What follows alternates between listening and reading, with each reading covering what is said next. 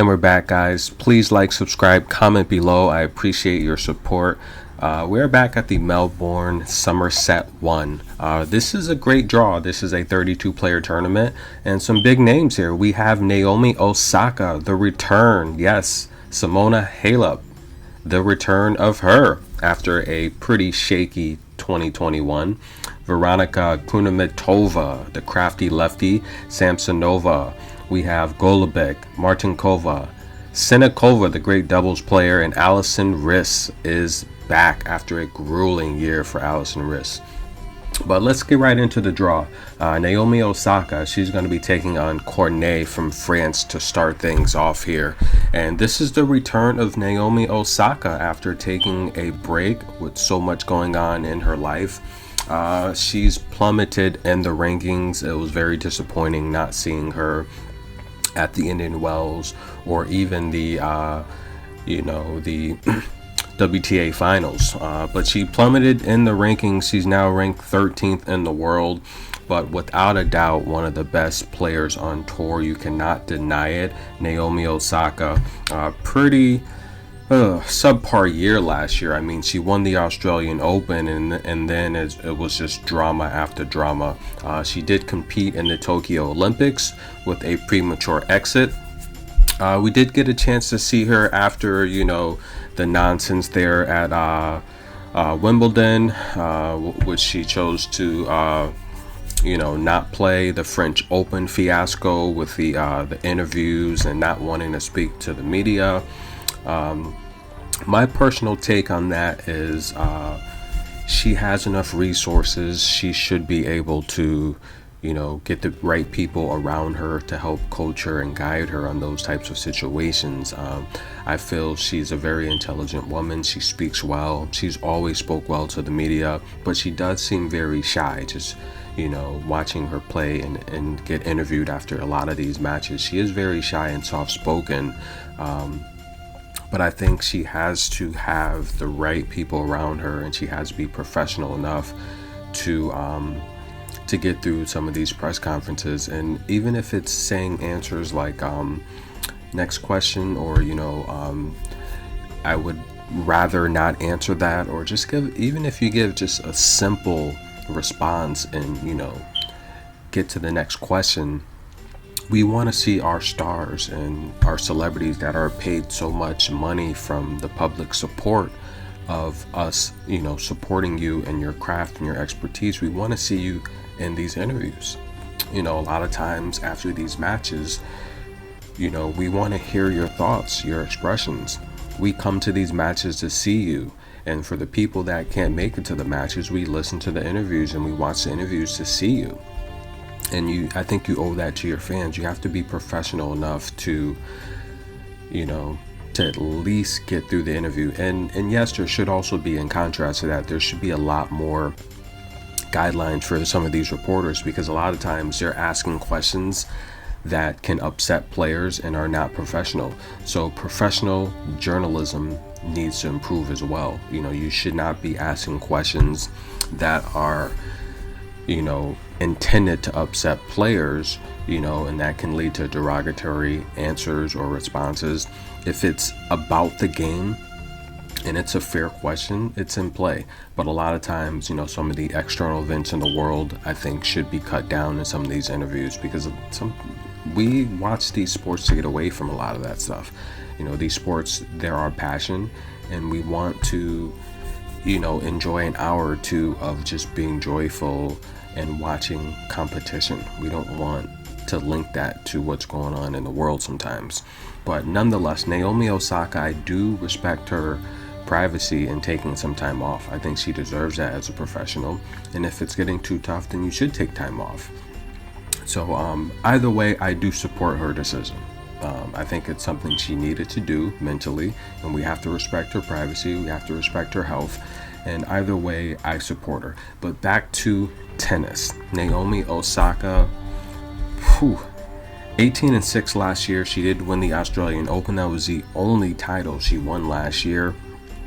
She has 6 total titles in her short career.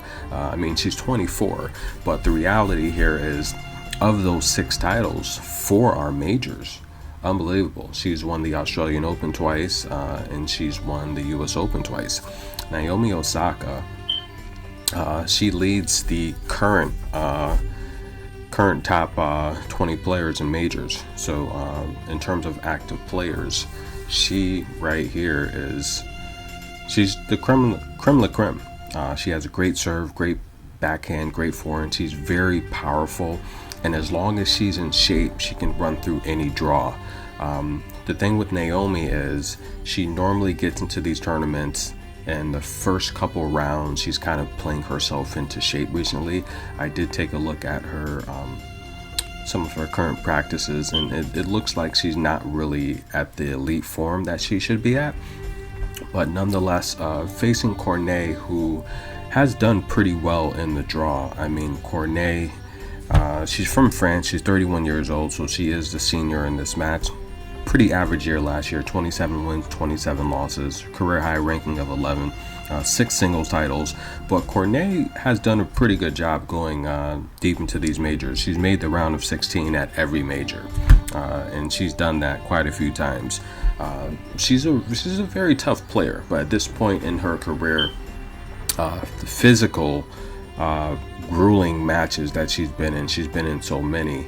A younger player like Osaka that's just can overpower her. She's definitely going to struggle. So this is a matchup Naomi should win as long as she's in form, and she's gonna cruise to the round of 16. I think this is a match Naomi can get through in straight sets, probably something like 6-4, 6-4, break her twice in the total match, and she'll be through to the round of 16. Okay, the next matchup, Martic and Zheng. Martic is she's ranked 54, but she had a losing year last year, 15-21. Martic, she's from Croatia, age 30 years old, one of the taller players on tour. But Martic makes a lot of mistakes, and I'm never really a huge fan of tennis players that, that can't close out games and sets and matches. Martic is the type of player where, she'll have game point, she'll have set point, she'll have match point, and then she'll let her opponent back in. Players that make a lot of mistakes when it's time to close out the game or the set or the match, those are the type of players you want to stay away from. But nonetheless, Patrick Martic, she can make it out of the first and second round in these draws, but in terms of going deep into tournaments, that's just something that she's just not going to do. She may have a great run in, one 250K tournament a year, but that's about it. She has a career high of 14, though. I think those best days are behind her. She only has 1 singles title on her career. She's been around for a while. She's going to be taking on Zheng here. Zheng, 5'9", 28 years old. Very, very good year last year, 42-15. She was able to get a singles title, career high ranking of 79. She's currently ranked 82. This is a matchup here. If Martic makes a lot of mistakes, she's just not going to win. Zheng's been very active, and she's playing very, very well. So that's a matchup Martic, she better watch out. Shaoli Zheng, the veteran here, ranked 60. Tough match there versus Jessica Ponce a couple of weeks ago. Jessica just showed way too much variety for Zheng. Zheng was flat-footed, and she could not adjust to the offensive onslaught that Jessica was just throwing at her, and that was a big upset. Shaoli Zheng was a 5-1 favorite. And I called that one there. Jessica's just way, way, way too versatile. But Jessica doesn't have any defense, so playing a more disciplined player, Jessica is normally going to lose. But I do think Jessica's going to have probably her best year this year coming up. But Zheng, horrible year last year, 23-28. On her career, she has 2 singles titles, over 480 wins on her career. So she's an active tour player. She's going to be taking on Claire Burrell. Burrell's hot, 44 wins last year.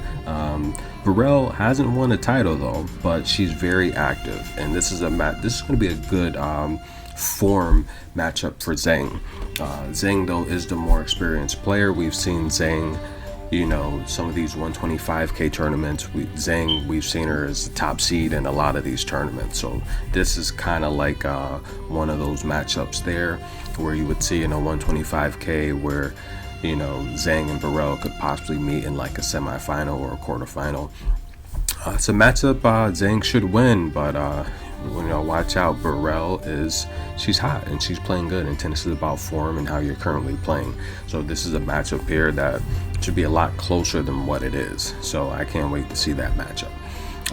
Andrea Pekovic, doing very, very good. It's from Germany, the older player, 34. 500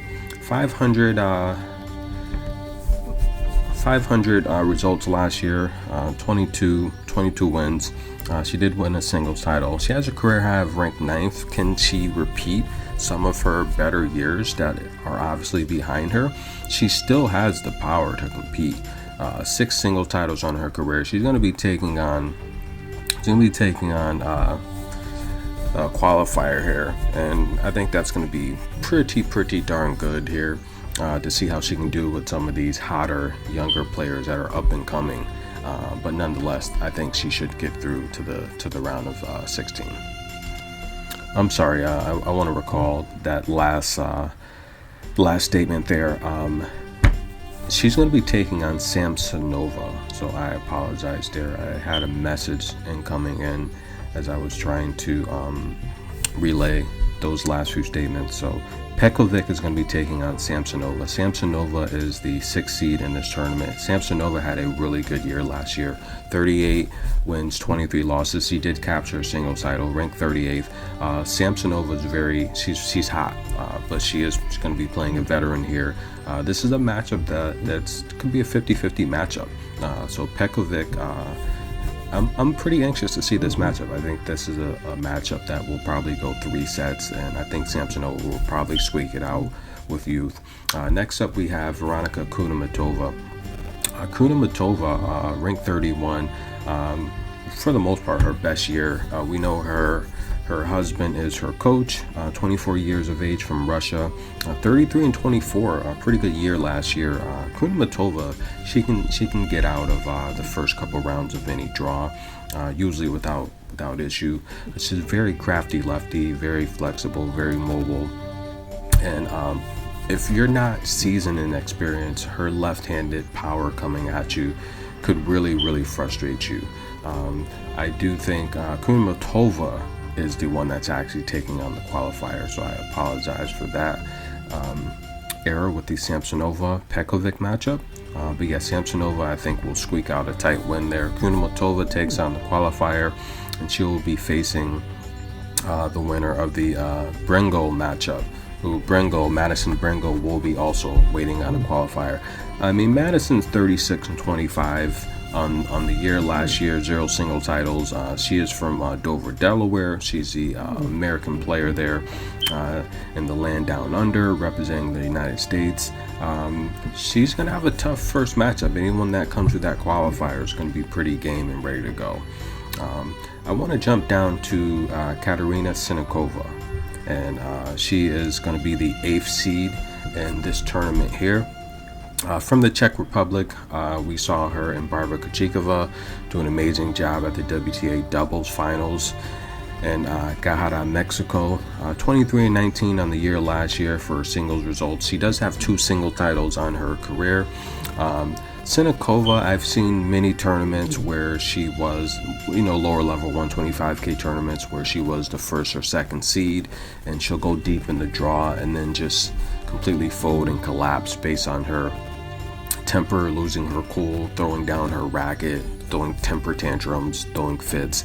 Much like Sabalenka or Zachary, if she can keep her cool and her composure, she's a good tennis player. She can go 1, 2, 3 rounds in the draw in any tournament, but she's got to keep her calm, her cool, and her composure.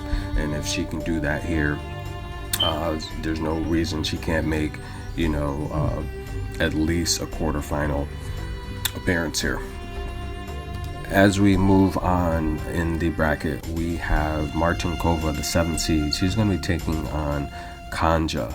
And Martincova, she's a name. She's a well-known name on tour. She's ranked 48th in the world, age 27. She's never won a singles title, but 40-win season last year. I always say if you hit 40 wins, then you definitely have some game. Definitely. 40 wins here. And she's going to be taking on Kanj. And Anna Kanj, she's from Croatia, 24 years old. Again, another 41 season. She does have a single title on her career. That's a 50-50 matchup. Let's be honest. Any of those ladies can win that matchup there. So get your popcorn. That should be a pretty darn good matchup there. Christian versus Kai Kennepi. This is a matchup here that I can't wait to see.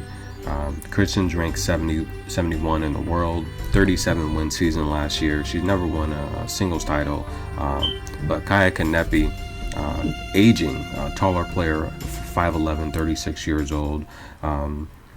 23 wins last year. Now, we saw her start off early in Australia last year with a lot of power, and it seemed like as the tour progressed, she just ran out of gas. But 4 single titles on her career, a high ranking of 15th in her career, over 500 wins on her career, and she has the power. She has a strong serve, but she's not the type of player that can extend rallies or even wants to extend rallies. If you can extend rallies with her, bring her into deep waters in a third set, she'll normally break down and just run out of gas. She's definitely a front runner.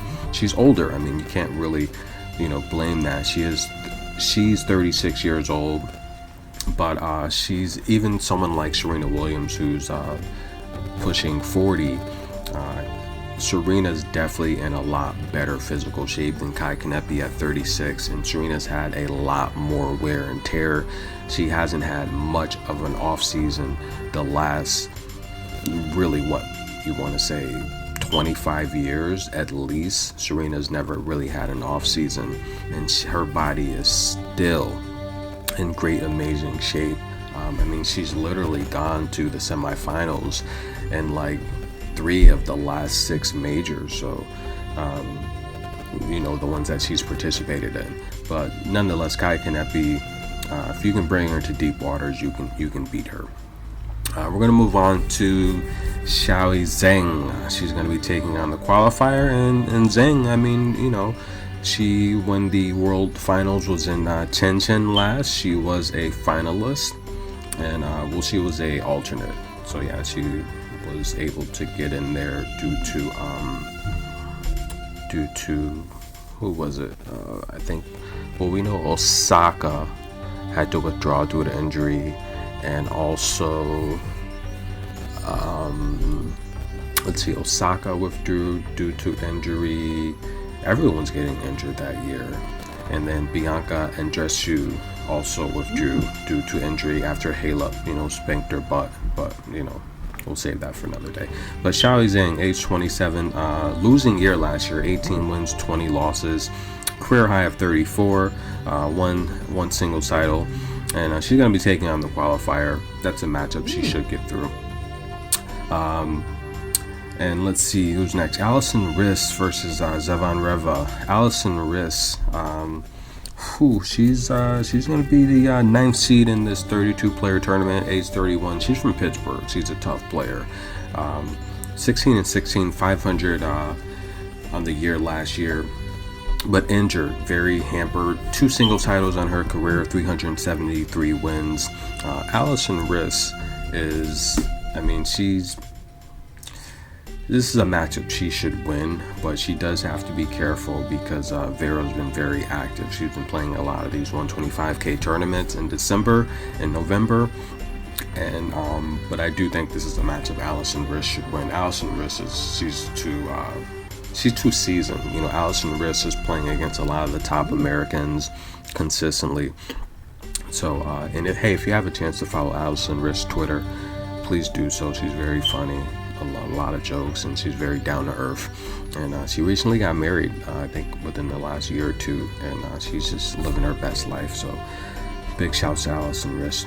Golubic and Lauren Davis. That's going to be a very good matchup. Golubic is, she's going to be the 6th seed here. And Golubic, age 29, 48 win season last year.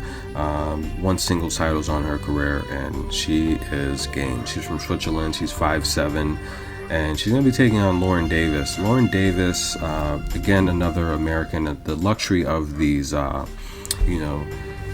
well-named Americans, they get to play in a lot of the tennis classics, and they get to play against a lot of the American greats, and it really helps your game.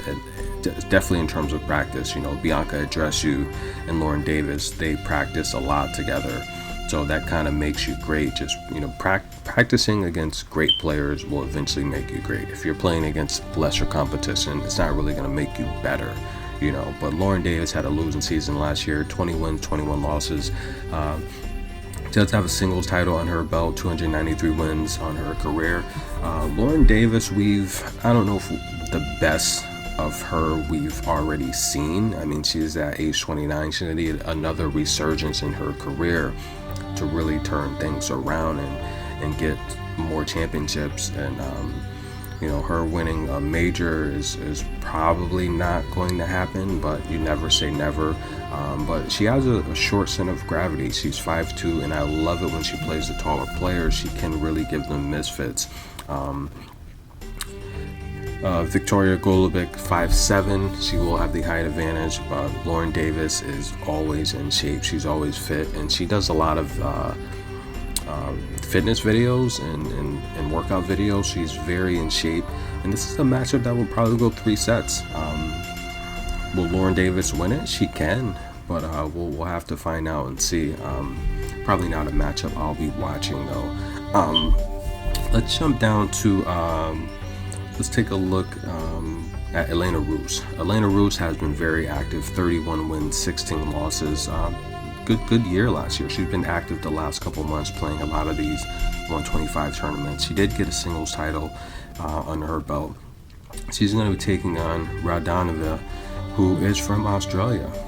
That's a matchup that Rus is going to win. That's a matchup that I will be watching. I know Rus is she's going to advance there, and she's going to be booking a ticket with Simona Halep, most likely. Simona will be taking on the qualifier. And Simona Halep, one of my favorite players on tour. She's the 2nd seed in this tournament, behind number 1 seed Naomi Osaka. And Simona Halep, current ranking of 20, she was finally able to overcome the back injuries and just, the grueling, nagging injuries that just kept her inactive for a lot of last year. But she still had a 24-win season, only 10 losses. She didn't win any singles titles, but she has plenty on her career, 22 singles titles, multiple slam winner, and over 500 wins on her career. She's back, and she's looked really good. Just ending the season, I would say she looked pretty good, and she can start this season off well and make it to maybe at least, semifinals or a final appearance. I personally think she will make the finals. Osaka, I mean, there's no reason why Osaka shouldn't make the finals in this tournament. I mean, this is a clash between Halep and Osaka. This is a collision course where they should meet, and I think the matchmakers did a good job of potentially setting that up. That would be great tennis for the first week of the new year, seeing Osaka and Halep go at it. Halep, in terms of her game, we saw her make shot of the year. Halep she has a good forehand, and you most noticeably see her winning when you see her hitting that backhand cross court or down the line. That's what she's known for.